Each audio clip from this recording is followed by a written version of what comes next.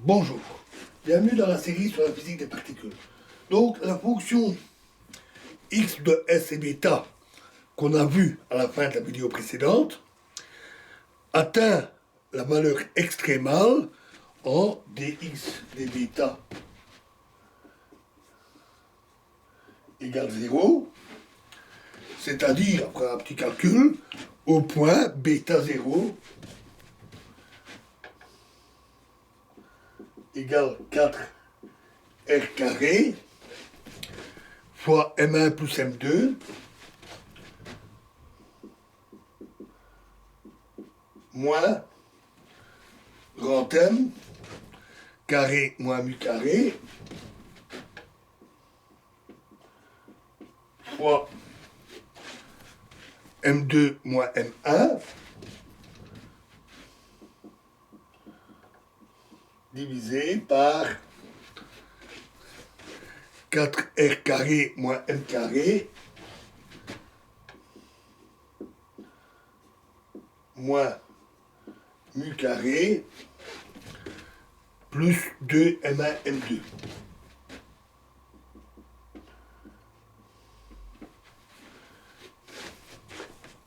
La dérivée seconde calculée au point bêta 0 est positive. En effet, on a d de x sur d bêta carré, calculé donc en bêta 0, est égal, après, comme vous calculez, à 4r carré moins m carré moins mu carré plus 2m1 m2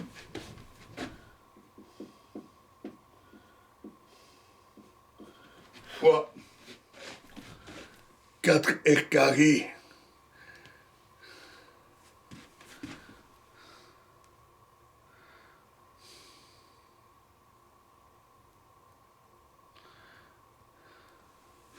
moins bêta 0 au carré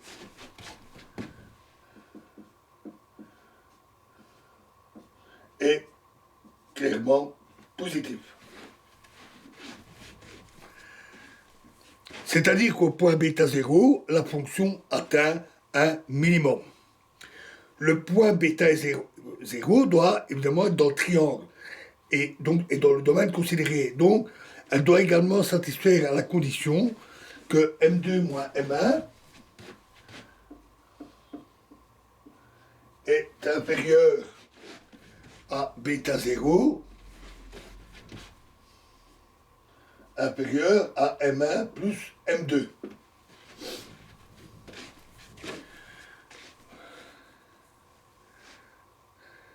La première inégalité implique que 4r carré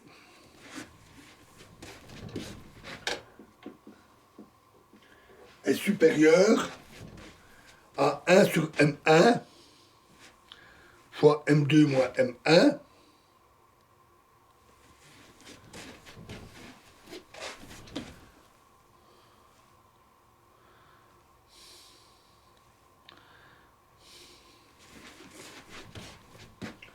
1 sur M1 fois M2 moins M1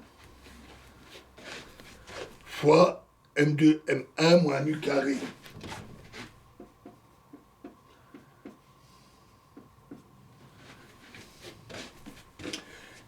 Étant donné que M2 est supérieur à M1 et supérieur à mu, 2R est supérieur à M2 plus M1 et mu carré doit être positif. Et cette dernière égalité est respectée à l'avance. La deuxième inégalité, ici, bêta 0 inférieur à M1 plus M2,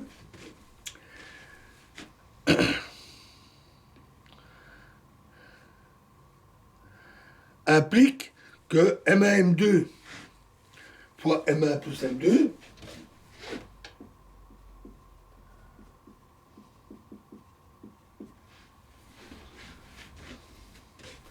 est supérieur ou égal à mu carré M2 plus M carré, c'est M2, mu carré M2 plus M carré M1.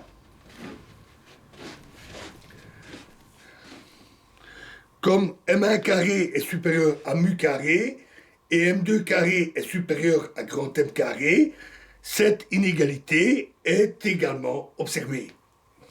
Par conséquent, au point bêta 0 qui repose sur la droite EF, dans le domaine considéré, la fonction x de s prend la valeur minimum et en portant bêta 0 dans le bêta 0 trouvé dans l'expression de x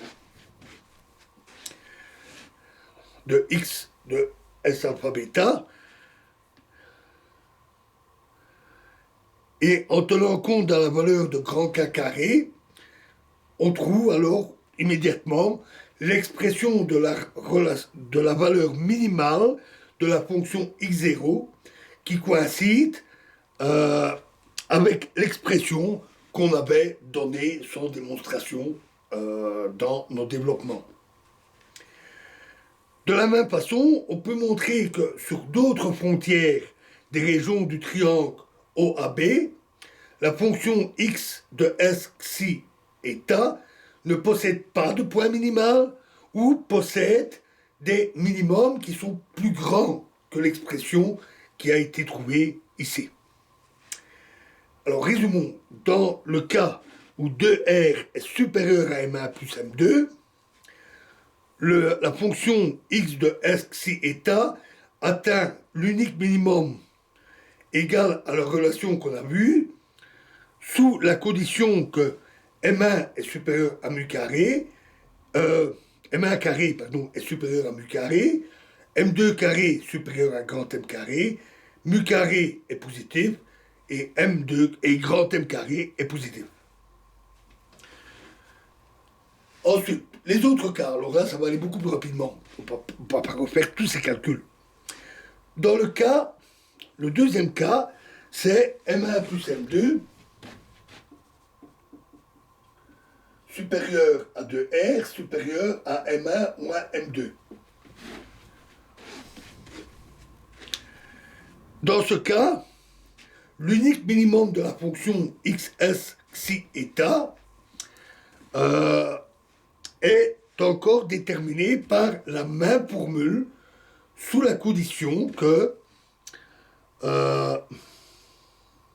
M1 carré soit supérieur à mu carré, M2 carré supérieur à grand M carré, et également racine de S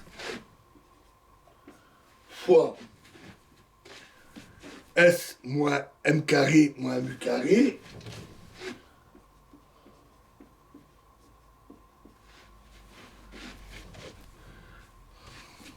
plus 2 M1 M2 soit supérieur à S M1 plus M2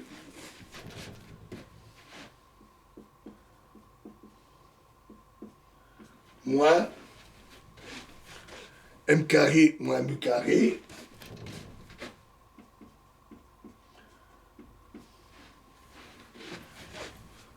fois M2 moins M1, et on vérifie facilement que c'est OK, et également que S moins M2 moins M1 au carré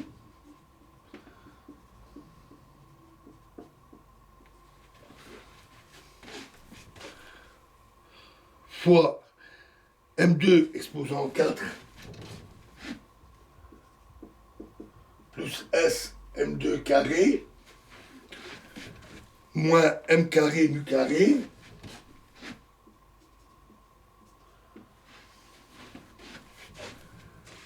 moins M carré M2 carré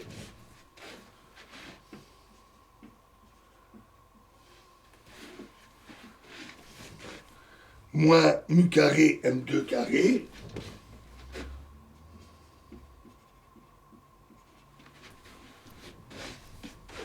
est supérieur à M2 carré moins supérieur à S fois M2 carré moins grand M carré fois M1 carré moins mu carré. Et à nouveau, un rapide examen montre que ce n'est pas problématique. Troisièmement, c'est le cas où 2R est inférieur à M2 moins M1. Donc c'est le troisième cas, troisième et dernier cas.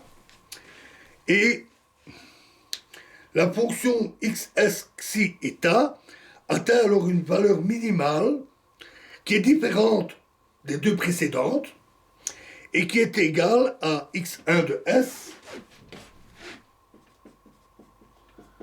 égale à racine de s sur 2k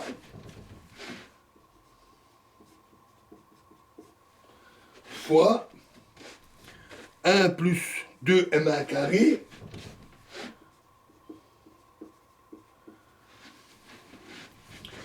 moins grand M carré moins mu carré divisé par S sous la condition que M2 carré est supérieur à mu carré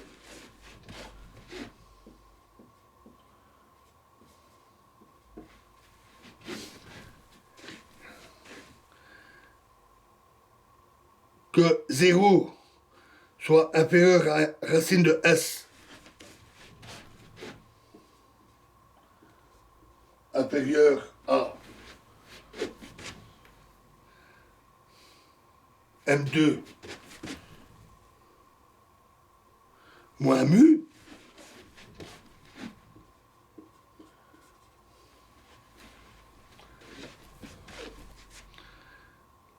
ou que M2 plus mu